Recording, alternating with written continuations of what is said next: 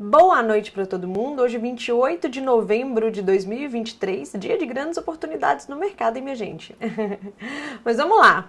Antes da gente começar, obviamente, não se esqueçam de deixar o like nesse vídeo, se inscrevam no canal para quem não é inscrito, ativem as notificações para ficarem sabendo sempre que eu postar um vídeo novo aqui para vocês e, obviamente, convidem os amigos para a gente poder falar um pouco mais de mercado, né? Minha gente, até antes de começar o vídeo aí, algumas pessoas têm vindo falar comigo a respeito de fazer como se fosse um morning call, vai. Minha rotina antes do mercado abrir, ela é bem calculadinha, sabe? Assim, eu leio um relatório, depois eu vejo um vídeo, depois eu faço uma análise X, Y, Z, faço minhas análises técnicas para poder, então, quando o mercado abre, eu conseguir me posicionar e estar por dentro ali do que eu acho que está por vir, né? Construir meus cenários, etc. Enfim. Então, encaixar um morning call aqui seria algo desafiador, no mínimo. Mas eu tô pensando numa forma de fazer, e aí eu cogitei, pelo menos num processo de experimentação, fazer por áudio.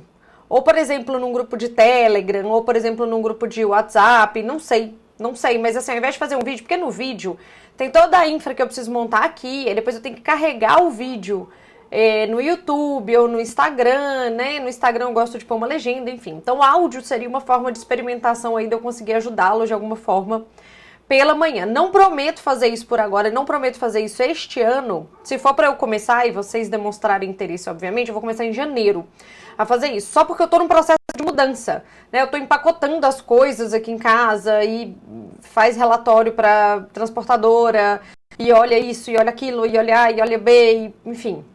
Muita coisa que eu tô resolvendo aqui nessas próximas 3 semanas, junto com as decisões do mercado aí, que estão por vir, para essa mudança acontecer. Mas eu pensei nisso, seria uma coisa legal que de repente daria pra gente começar em janeiro.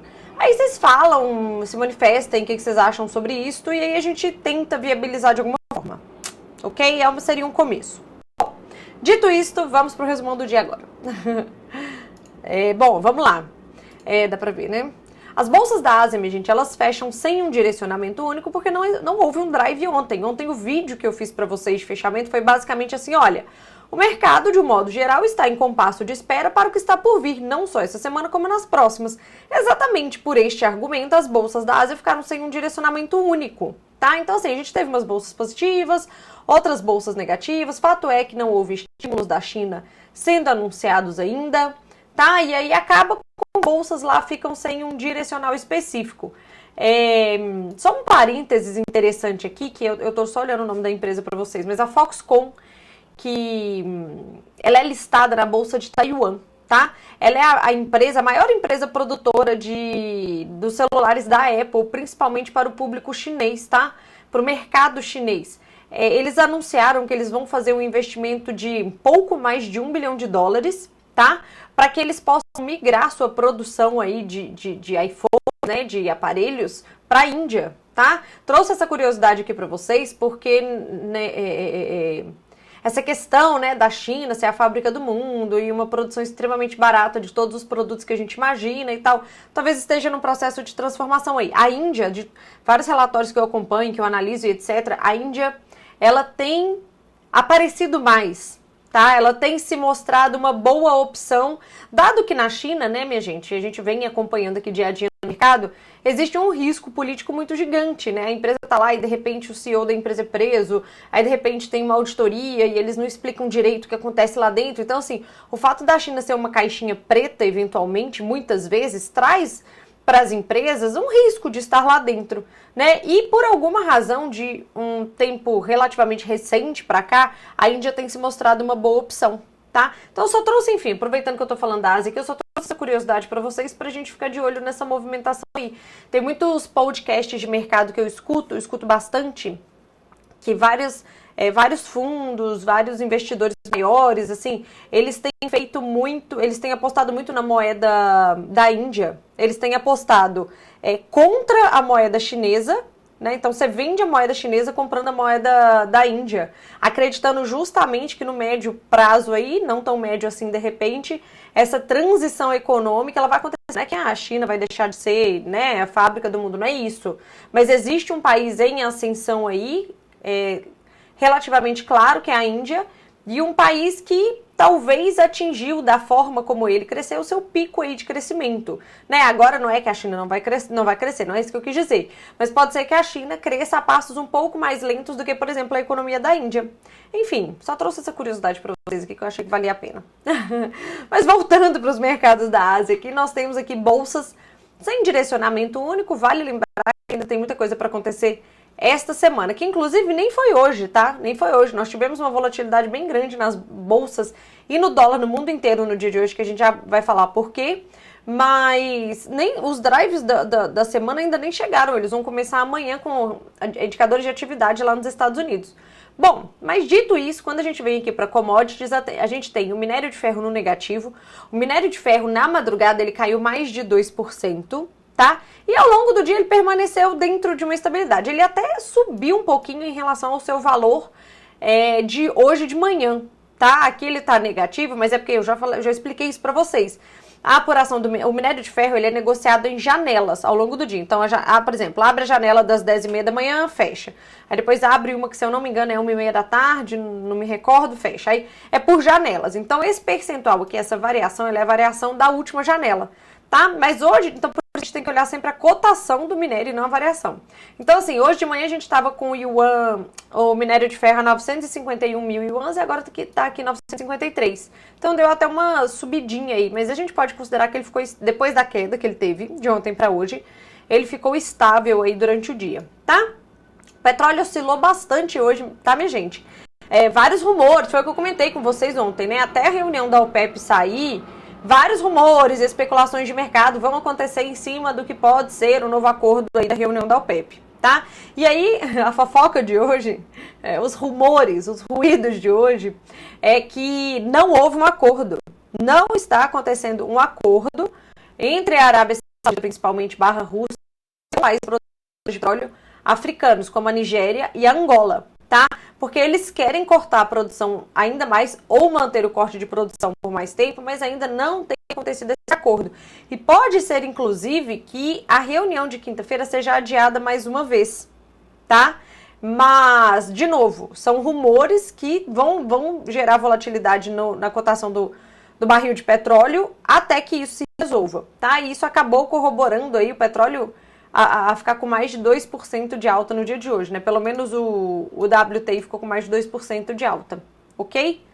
Bom, quando a gente vem para as bolsas da Europa, as bolsas da Europa elas fecham mistas, completamente sem direcionamento único, tá? Quando nós tivemos os dois drives do dia que aconteceram nos Estados Unidos, as bolsas da Europa já estavam fechadas.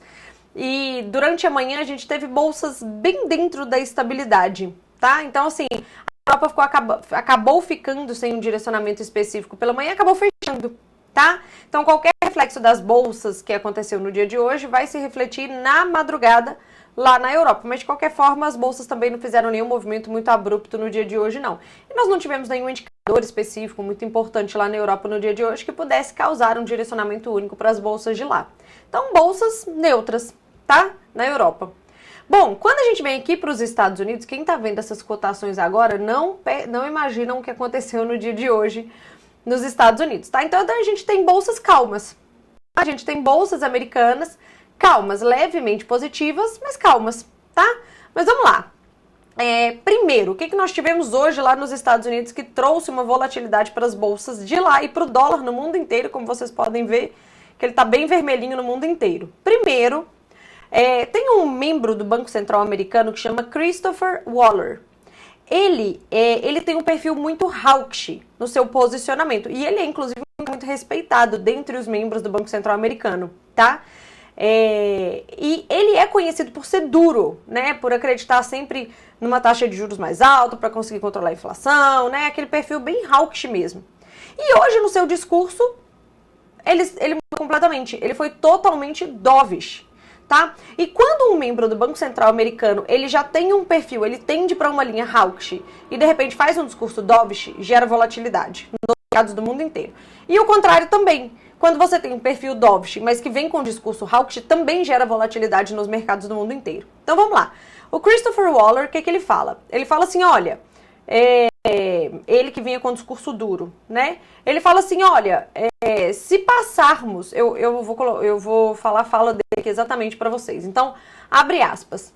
Estou cada vez mais confiante de que a política monetária está bem posicionada para desacelerar a economia e fazer com que a inflação volte à meta.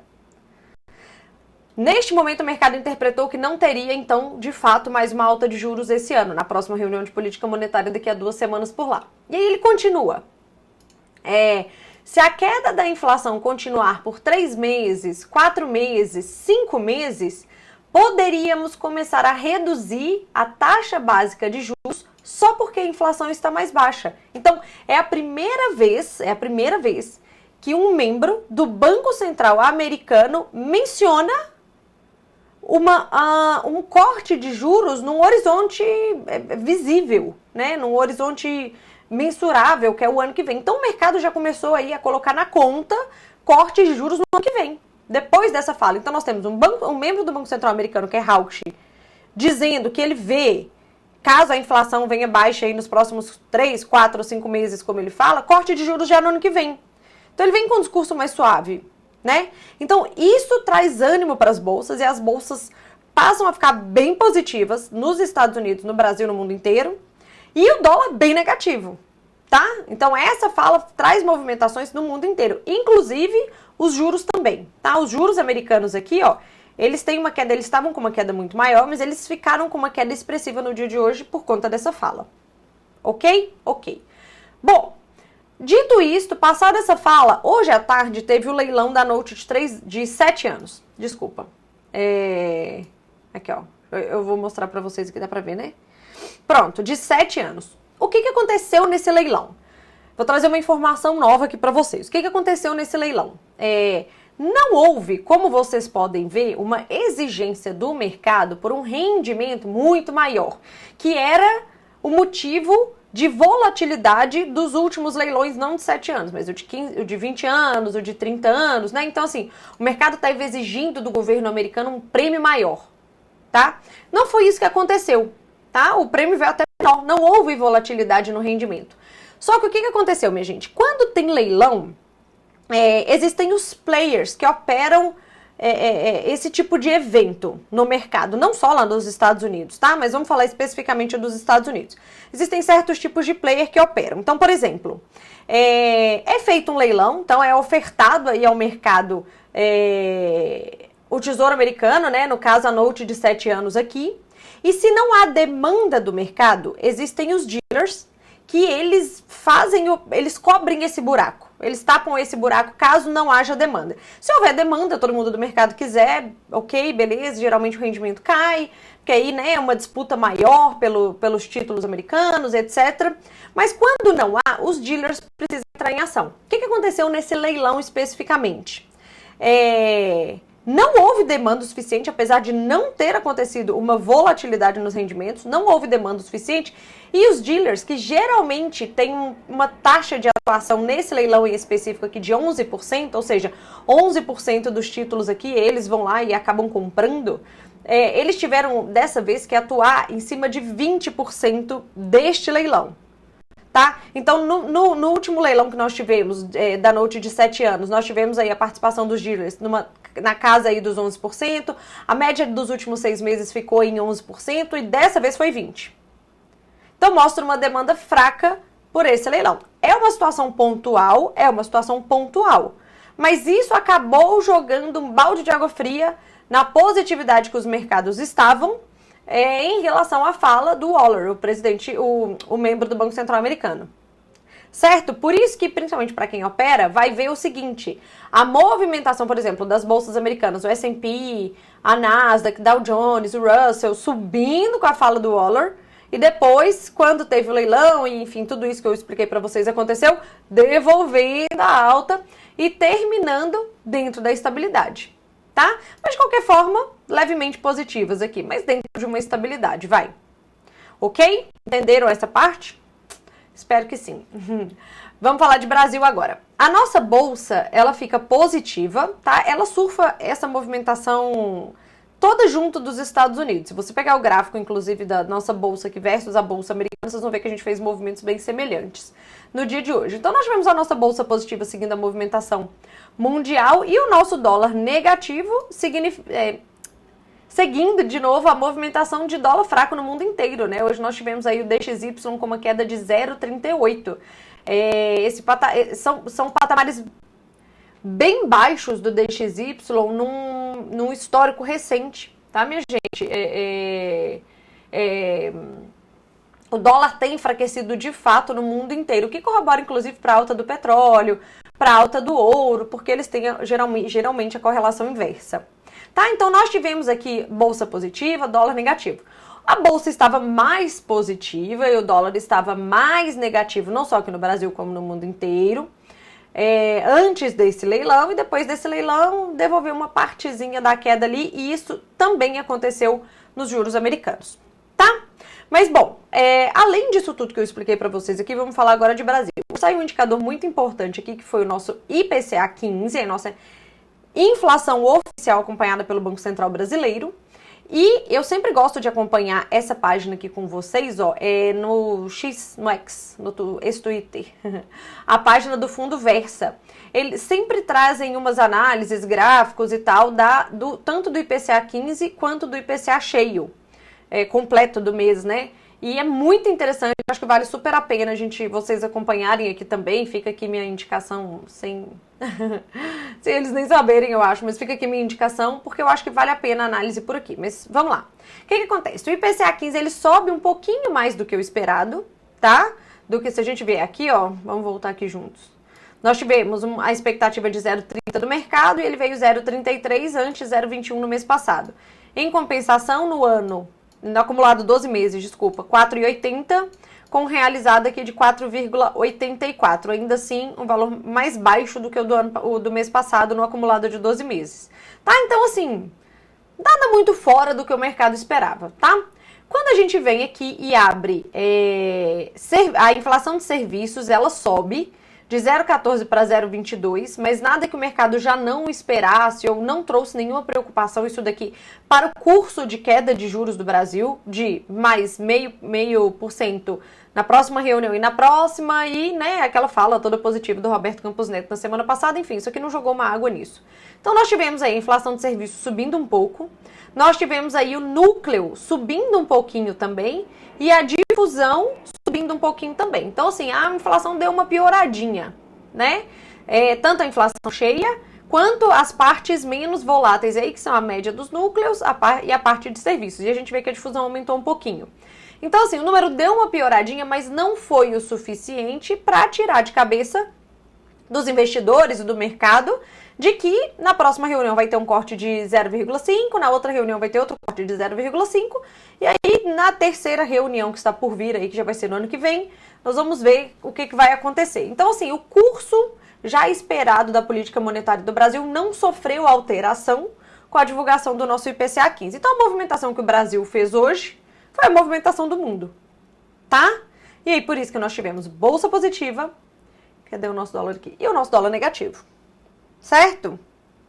Bom, espero que tenham entendido então. Eu tentei explicar bem mastigadinho para vocês o dia de hoje. Eu trouxe conteúdo novo aqui que eu não tinha trazido antes, né? Espero que tenham aproveitado as movimentações do dia de hoje. Eu vejo vocês no vídeo de amanhã, tá bom? Beijo! Depois me contem a minha ideia aqui. E não deixem de dar like no vídeo.